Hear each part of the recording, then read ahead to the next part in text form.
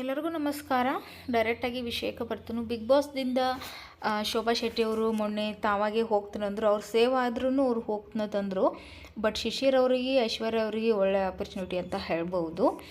ಆದ್ರೂ ಇವರು ಈ ರೀತಿ ಗಿವ್ ಅಪ್ ಮಾಡಿದ್ದು ತಪ್ಪು ಅಂತ ಅನ್ನಿಸ್ತು. ಬಟ್ ಅವ್ರಿಗೇನು ಹೆಲ್ತ್ ಇಶ್ಯೂಸ್ ಇತ್ತಂತ, ಹಾಗಾಗಿ ಏನು ಮಾಡೋಕ್ಕೆ ಬರೋಂಗಿಲ್ಲಲ್ರಿ. ಆರೋಗ್ಯಕ್ಕಿಂತ ಮುಖ್ಯ ಯಾವುದೂ ಅಲ್ಲ.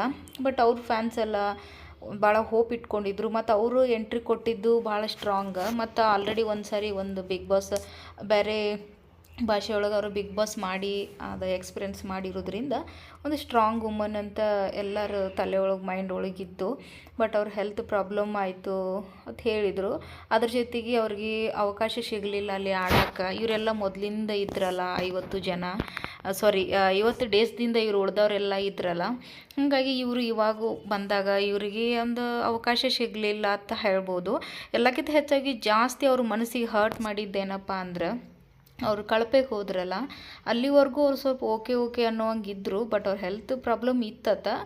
ಆದ್ರೆ ಆ ಹೆಲ್ತ್ ಪ್ರಾಬ್ಲಮ್ ಐತಿ ಅನ್ನೋದ್ರ ಒಂದು ಜೊತೆಗೆ ಆ ಕಳಪೆ ಕೊಟ್ಟಾಗ ಅವರು ಭಾಳ ಅಂದ್ರೆ ಭಾಳ ನೋವು ಮಾಡ್ಕೊಂಡ್ಬಿಟ್ರು. ಪರ್ಸ್ನಲ್ಲಾಗಿ ತೊಗೊಂಡ್ರು ಅನ್ನಿಸ್ತೈತಿ ಕಳಪೆ ಕೊಟ್ಟಿದ್ದನ್ನು. ಅಲ್ಲಿ ಅವರು ಪೂರ ಡೌನ್ ಆಗಿಬಿಟ್ರು.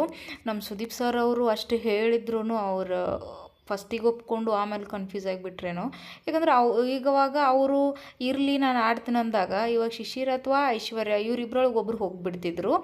ಅವರು ಒಂದು ವಾರ ಟೈಮ್ ತೊಗೊಂಡ್ರು ನನಗೆ ಆಡೋಕ್ಕಾಗಂಗಿಲ್ಲ ಅಂತ ಅವರು ಮೆಂಟಲಿ ಫಿಕ್ಸ್ ಆಗಿದ್ರಲ್ಲ. ಹಾಗಾಗಿ ಇವಾಗ ಅವ್ರು ಹೋಗಿದ್ದು ಒಂದು ಥರ ನೋಡಿದ್ರೆ ಕರೆಕ್ಟ್ ಅನ್ನಿಸ್ತು. ಯಾಕಂದ್ರೆ ಒಂದು ವಾರ ಆದರೂ ಅವ್ರಿಗೆ ಸೆಟ್ ಆಗಲಿಲ್ಲ ಅಂದರೆ ಅವಾಗ ಅವರ ಬಿಗ್ ಬಾಸ್ದವ್ರು ಅವ್ರನ್ನ ಕಳಿಸ್ಬೇಕಾಗ್ತಿತ್ತು. ಭಾಳ ಹೆಲ್ತ್ ಪ್ರಾಬ್ಲಮ್ ಆಗಿತ್ತು ಅಂದ್ರೆ.